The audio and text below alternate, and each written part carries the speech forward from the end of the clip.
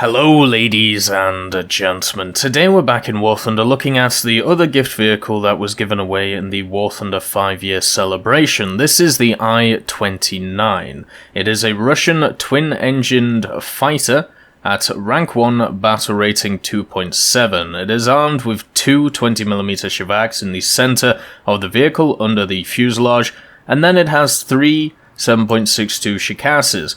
One in the center, just in front of the pilot, and two mounted on the inner of the engines. So the I-29, when it was first talked about, there wasn't a lot of information I could find on it. It was obviously a prototype version of the Yak-2, and basically from that's all I could really find.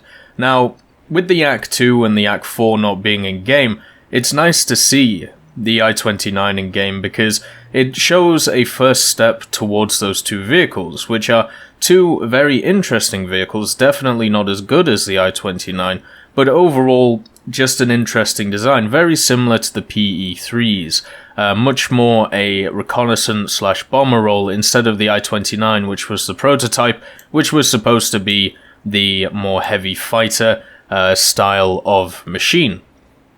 So what do we get in the game? Well, at 2.7 it's always a contentious BR for the Russians, because it is also held by the I-301. And the I-301, when it was first added to the game, was an absolute monster, and still is, at 2.7.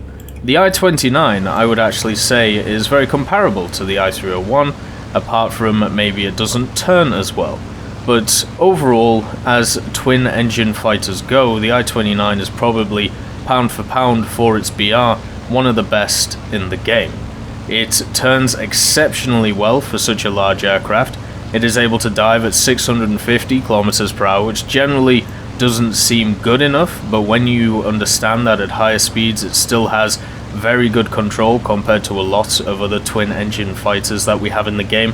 The firepower, the fact you have two 20s with 240 ammunition, with three 7.62s with 2,700, these guns put out a lot of damage, and because three of them out of the five and the main two are mounted in the center, that means that head-ons are easy to do. Like, you don't really have to worry about convergence. On top of that, we do actually have some armor on the plane. There is 60mm of bulletproof glass behind the pilot, so if you're getting shot from behind, you have a little bit of time before everything falls apart in your plane. And because the straight line speed of the I-29 is so impressive, it means that you can take a few bullets and then just keep going and eventually get away from your targets. One thing that I talked about with the Hornets was the fact that you could get in an engagement, attack an enemy in an aggressive, offensive posture, and then you were able to leave that engagement, set it up again, and then keep doing that, with the enemy player not really being able to do anything. That is how the I-29 is, apart from it doesn't have as much raw speed, but at 2.7 that doesn't matter as much. You can still play the same playstyle as you would in a Hornet with an I-29. The rate of climb on this thing, at 300 kilometers an hour with WEP, you are easily able to stay at a 300 or just above 300 kilometers an hour IAS while climbing, and that means that getting up to 5,000 meters doesn't actually take that long. Your war emergency power does shut off at 3,500 meters, so that is definitely something to notice, very similar to a lot of other Russian aircraft that we have, but this really is a very good machine.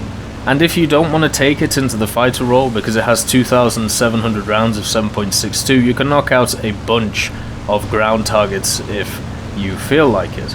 This is one of those machines I think we're going to see crop up quite a lot, since it's only 5 wins to get it, and also at the same time, it is a very good aircraft at 2.7.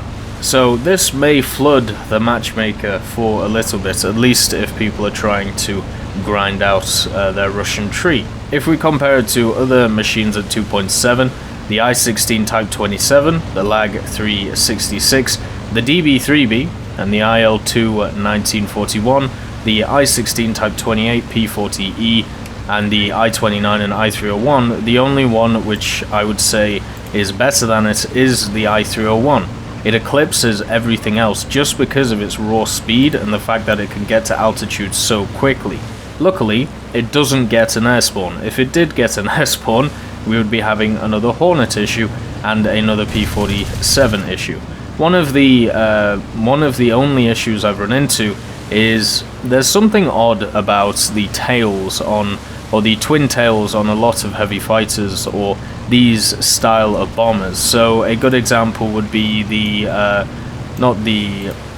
well actually no, we can use it. So the Leo 451 or the MB174A3 or even the Potezes, because I've been flying them a lot recently.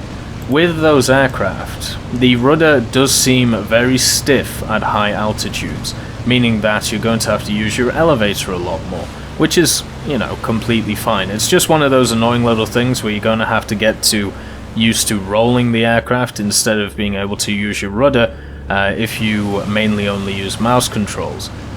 At the same time, it doesn't have combat flaps, but it does have landing flaps, which basically are exactly the same thing. You just have to be a little bit tighter on your control of them, just like you would be on a Spitfire, or just like some of the other Russian machines.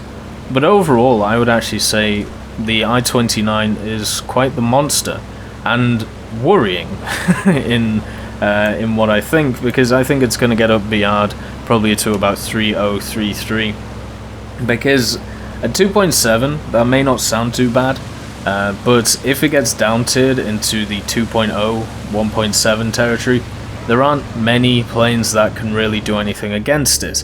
The only real one that the Germans have is the HE-100D1. I don't think the Folgori is a good matchup into the I-29, and the HE-100 can shoot it all day and it won't do a ton of damage because it has the armor on it, and also because these engines can take a lot of punishment. At the same time, if we look at the Americans, the only thing that can kind of deal with it, I suppose, is something like an F2A3, because it can outturn it pretty well. But the main issue with that is you can't catch it. It is too quick. Same with all of the British vehicles, same with all the Japanese and the Italian as well. This is such a fast aircraft for 2.7 because of its straight line speed. It may not have the highest max speed compared to a lot of other aircraft, but as we know, stat cards don't represent exactly what a machine's max speed is. You actually have to fly it to work out at combat altitude, you know, that 2000 to 5000, what is actually viable and what is actually not. Something else, when we look at the modifications, on the 7.62, I do like running the tracer belts, the API, API-T, but universal is fine, stealth is fine. The only one to stay away from is default, because it does have basically 3 rounds which don't do a lot. At the same time, for the 20s, I've always found every single Shevak belt to be incredibly useful, so generally I change between all of them. I used to run the ground target belt a lot at lower tiers because it has a lot of heavy and hef, and you generally don't need the penetration to do a lot of rounds, but after, or to do a lot of damage.